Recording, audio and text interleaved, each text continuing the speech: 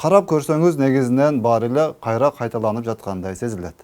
Негизги аракет добуш сатып алууга эптеп бир жолун таап элдин башын акча менен айлантуу аракети күн сайын күчөгөндөн күчөп жатканы зээнди кейитет.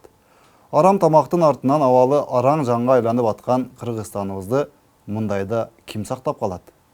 Башка мамлекеттен же башка планетадан бирөө келип Кыргызстаныбызга таза, добуш сатылбаган, сатпаган шайлоону өткөрүп, ууру кесектердин, эки жүздүү саткындардын бийликке келбешин камсыздап бермек беле.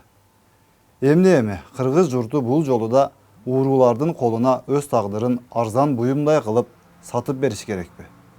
Деги максат эмне?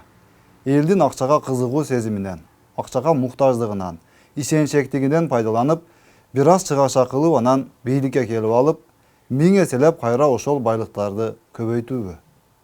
Анда неге ушинтип ачык айтылбайт?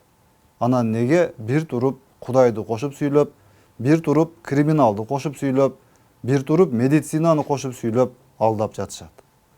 Эки жүздүүлүктүн чеги кайда?